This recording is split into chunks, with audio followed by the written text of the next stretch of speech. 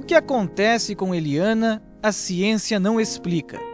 Há 6 anos, em fase terminal de AIDS, ela não toma coquetéis e aparenta estar esbanjando saúde.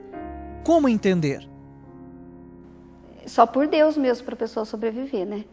E eu vejo assim que a medicina nunca vai chegar a uma explicação. Eliana trabalhava como enfermeira em um hospital em Mogi Guaçu, no interior de São Paulo, quando descobriu que sofria de uma doença rara e muito grave, chamada angioedema, um problema congênito que destrói o plasma, substância que compõe mais de 80% do sangue humano. Porque eu estava trabalhando, né? Era 9h30 da manhã, eu tinha pegado plantão, só que eu estava tendo muita falta de ar fazia uma semana. Só que nesse dia eu não aguentei, a falta de ar foi muita. E aí eu fui pro quarto de internação e depois eu comecei a entrar no tratamento. E quando eu comecei a entrar no tratamento, eu tive uma parada respiratória e eu voltei para UTI. Foram meses de sofrimento entre idas e voltas para a UTI, sem que a doença fosse diagnosticada. Em meio à dor, a mãe de Eliana fez um pedido a Deus e em seguida uma promessa.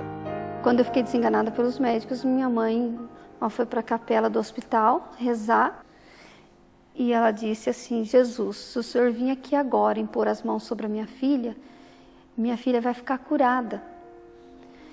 E aí ela faz uma promessa para Jesus, mas ela não faz uma promessa para ela cumprir. Ela faz uma promessa para Jesus no meu nome. E ela diz assim: Jesus, se o Senhor curar minha filha e devolver ela, como ela saiu de dentro do meu útero, eu prometo no nome da Eliana que enquanto vida ela estiver, enquanto ela viver, ela vai levar fé e esperança a todos aqueles que já perderam. A resposta de Deus foi imediata. Os médicos diagnosticaram o problema e descobriram que a única solução era uma transfusão total de sangue.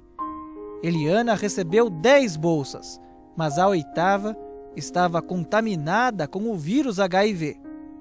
E aí no dia 20 de dezembro do mesmo ano, 2005, eu vi os médicos todos em volta de mim na UTI, vi meu esposo entrando na UTI, eles foram buscar ele no trabalho, e aí eles contaram pra gente que infelizmente eu tinha recebido uma bolsa contaminada.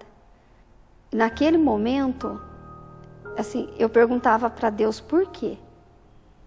Com o organismo debilitado pela angioedema, a AIDS se desenvolveu muito rápido e também por causa da doença, ela não suportaria tomar o coquetel para a AIDS.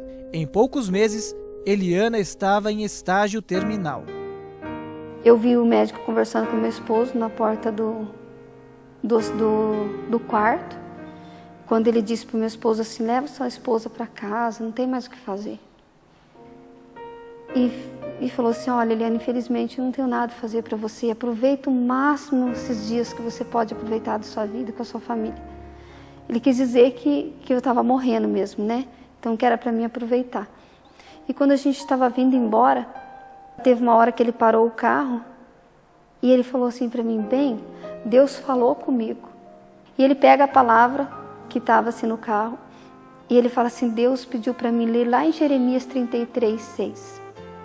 E aí ele lê assim: vejam, eu mesmo vou curá-la e mostrarei a vocês uma grande abundância de paz e fidelidade. Daquela leitura do livro de Jeremias, renasceu a esperança e Eliana quis ir à igreja e receber a Eucaristia. A partir dali, ela foi melhorando e decidiu comungar diariamente.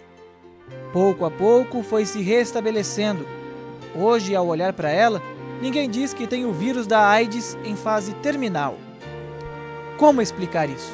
Eu comecei a fazer de Jesus Eucarístico o meu remédio todos os dias. A gente começou a ir à missa todos os dias, e grupo de oração.